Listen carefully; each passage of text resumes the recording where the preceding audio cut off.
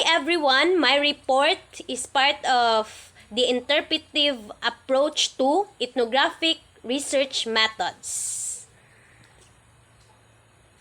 My topics includes the following: conducting ethnographic fieldwork, ethnography in political science research, urbanism research, and ethnography as well as organizational culture.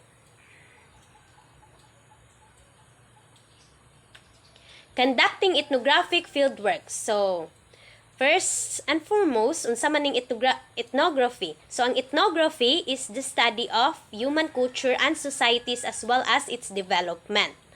So, ethnographic fieldwork includes activities such as engaging in participant observation, collecting genealogies. Ang genealogies, mao ni siya ang study of families, family history as well as the family lineages.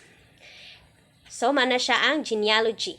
Recording conversations, writing field notes. So, mao ni siyang pag-gather sa information, interpreting the findings, and then writing up the field notes and interpretations as reports. So, mao ni siyang steps sa or part sa conduct og ethnographic field work. All variations of ethnography involves field work. And applying the basic concepts of anthropology, methods, and techniques of collecting data and data analysis are the fundamental elements of doing ethnography. Major decisions in fieldwork involve the choice of what equipment to use, like tape recorders and video cameras. So, mao gyud ni siyang major equipment nga ginagamit kay naa man gyud personal observations nga gakahitabo between sa participants o observants or researchers. The best way to do their fieldwork is with the process of participant observation. So, naadyo'y participant observation. Participant observation requires researchers to get close to people, making them comfortable enough to permit the researcher to observe and record observations about their lives. So, kay ang ethnographic fieldwork requirement gyud siya or usually naagyo'y personal observation nga dapat i-conduct sa isa ka researcher. So, dapat kay ilag yung i-meet and ilang amiguhon ang ilahang mga observants. Ilang mga gina-observe nga mga people in order for them to be permitted nga magkuha og kanang or magkuha og video or kuha og audio sa isa ka group. So, ethnography in political science research. Ethnography has become one of the most widely applied qualitative research methods in all social science research, including political science. So, sa political science, ethnography gyud ang the most common one nga ginagamit. It has been shown to be a valuable tool for gathering information about behaviors embedded in and specific to cultures and subcultures. Kinaaman gyud participant observation personally by the researcher. So, perfect tool gyud siya or valuable tool para sa pag-gather og information specifically when it comes to cultures and subcultures of the people. Ethnography is the art and science of describing a culture or describing a group or culture. Ethnographer writes about the routine, daily lives of people.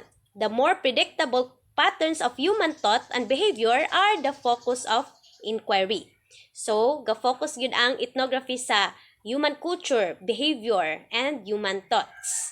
So, broadly, ga-focus siya sa daily life sa isa ka group of people. So, ethnographic field research requires the most intense connection between the researcher and the subject of the study.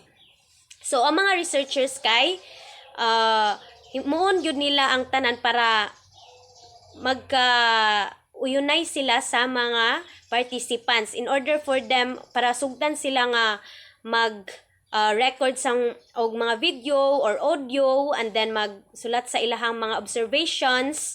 So, mauna siya ang ethnographic field research.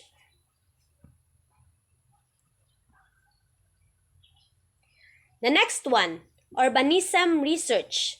There are several different directions being taken by urban political scientists and sociologists. The first one is the anthropology of urbanism. So, the anthropology of urbanism, ginapot-pasabot ani kay ga-focus ang study sa urban areas, sa mga culture and society within a certain urban area. The anthropology of poverty in urban settings. So dire ga-focus sila sa culture and society, particularly sa mga naa sa lower class groups sa urban areas. The next one, anthropology of urbanization. So kani siya ga-study ni siya sa development and process of urbanization in a certain place. So that's it. Cities are important locations for research, and urban anthropologists are convinced that anthropology can make important methodological and theoretical contribution in the study of urban place. So, mga anthropologists kay ila pong gina-recognize gyud ang importance sa ethnographic research sa urban areas. The fourth one, ethnography and organizational culture. So, kabalo naman ta sa ning culture. Culture is the way of life that includes our behavior, values, beliefs, rituals, and basta mao na siyang overall way of life of a certain group of people.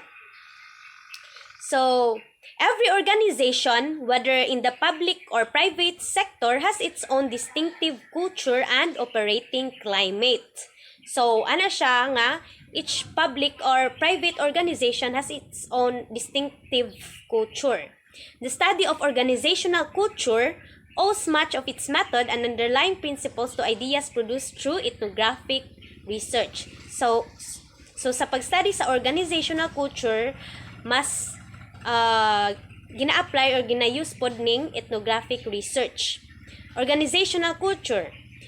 It is the shared and implicit assumptions held by a group and that determines how members of the group perceive, think about, and react to its various environments. Kung sa culture kay broad siya kay tanan man nga societies na ay culture, kani ga-focus ni siya sa organizational culture, both public and private organizations. So, operating climate. Operating climate defined as a concept that reflects the content and strength of the salient values, attitudes, behaviors, and feelings of the people working in an organization. So, sa lahi-lahi nga organization, naaman gunay lahi-lahi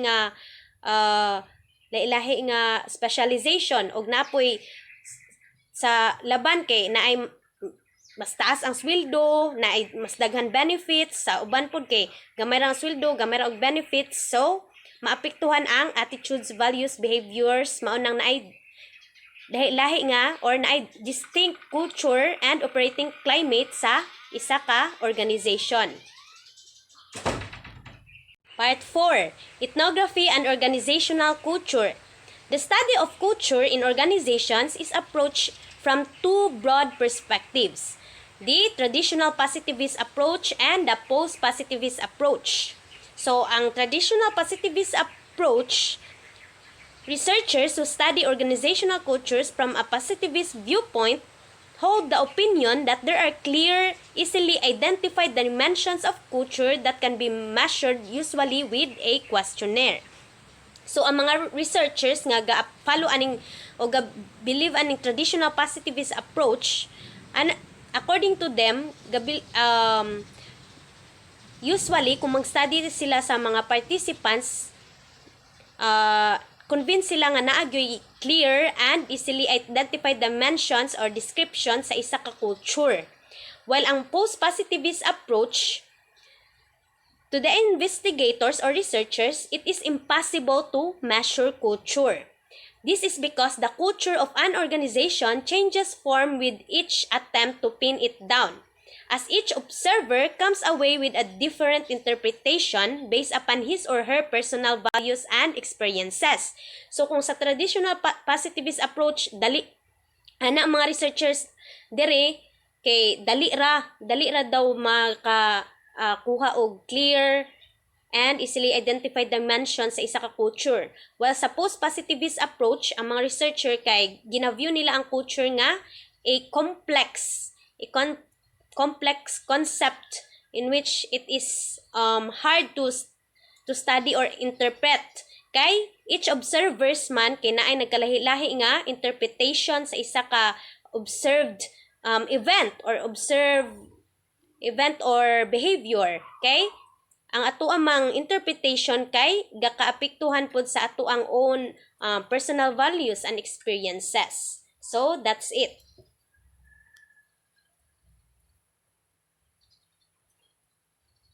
The next one is under gihapon ni siya sa ethnography and organizational culture.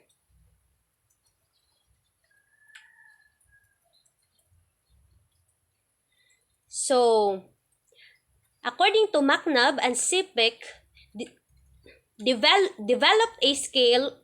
So, McNabb and Sipek developed a scale for diagnosing the organizational culture of an agency of the federal government. They used employees' attitudes and opinions in 9 dimensions of culture and climate. So, kani siya kay ga-focus siya sa public organization or government organization. So, this included organizational structure.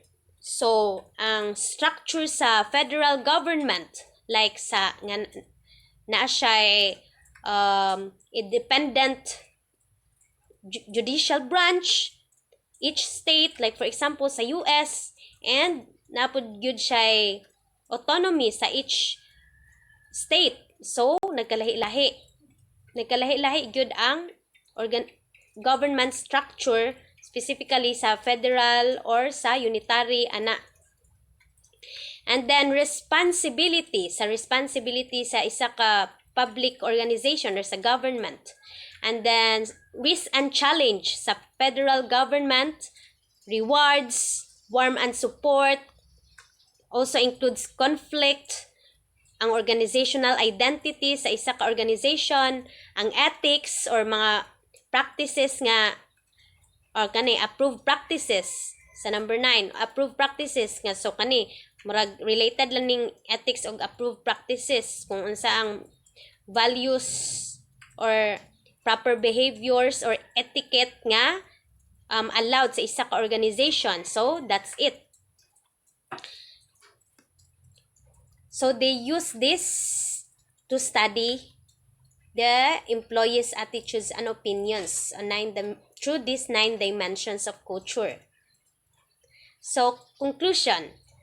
Ethnography involves the process of living with a social group during fieldwork, which conducts observation and recording of individual behaviors. So, ang ethnography, kay ga-study man siya sa human societies and culture, usually fieldwork yun ang ginahimo ani, ginakonduct, in which naagyoy personal observations from the researcher to the participants.